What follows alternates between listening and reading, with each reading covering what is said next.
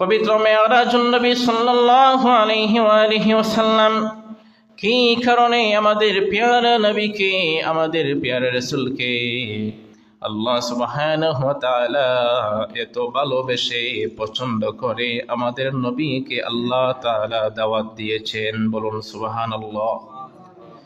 কিন্তু আমরা দেখতে পাই যখন মূসা আলাইহিস সালাতু ওয়াস সালামের তার ব্যক্তিগত কথা আল্লাহর সাথে তিনি কথা বলা শুরু করে দিবেন, আল্লাহ তাআলা তার নিজ কুদরতি দরবারে আল্লাহ তাআলা ডাকেন নাই।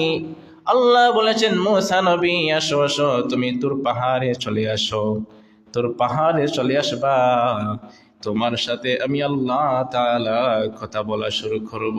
সুবহানাল্লাহ। এই জন্য বলা হয়েছে ওয়া কাল্লামাল্লাহু মূসা তাকলিমা। আল্লাহ বলেছেন আমার প্যারা নবী মূসা আলাইহিস সালাম সে আমার সাথে কথা বলেছে, আমার সাথে সরাসরি কানেকশন শুরু করেছে। এই জন্য আমার পয়গম্বর মূসা নবী তিনি হলেন কাল্লামাল্লাহ, তিনি আল্লাহর সাথে সরাসরি তুর পাহাড়ে কথা বলেছেন। সুবহানাল্লাহ। কিন্তু যখন সময় আমাদের নবী প্যারা নবী সাল্লাল্লাহু আলাইহি ওয়া আলিহি ওয়াসাল্লামের সাথে আমার আল্লাহ তাআলার কথা বলার ইচ্ছে পোষণ হয়েছে, তখন বলেন নাই আমার প্যারা নবী তুর পাহাড়ে আসো। তখন আমাদের নবীকে আল্লাহ বলেন নাই উহুদ পাহাড়ে চলে আসো, বলেছেন নাকি? বলেন নাই।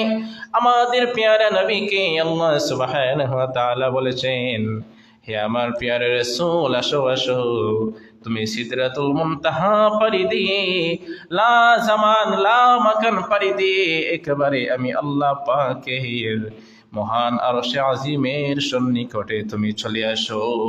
সুবহানাল্লাহ। আল্লাহ তাআলা একবারে নিকটবর্তী জায়গায় ফাকানা কাবা কাউসাইনি আও আদনা, একটি তীর এবং ধনুক যখন নিক্ষেপ করা হবে, একটি তীর এবং ধনুকের দূরত্ব কতটুকু থাকে? অনেক বেশি দূরত্ব নাকি কাছাকাছি? তীর ধনুকের দূরত্ব বেশি নাকি কম? একেবারে কম।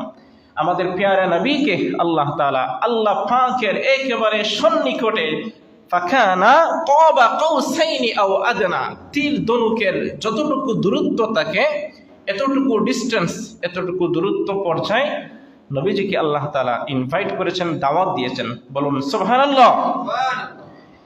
সম্মানিত হাজিরিনে কেরাম, আল্লাহ সুবহানাহু ওয়া তাআলা বলেছেন সুবহানাহু, আমি আল্লাহ তাআলা এই যে ঘটনাটা ঘটাইলাম এটা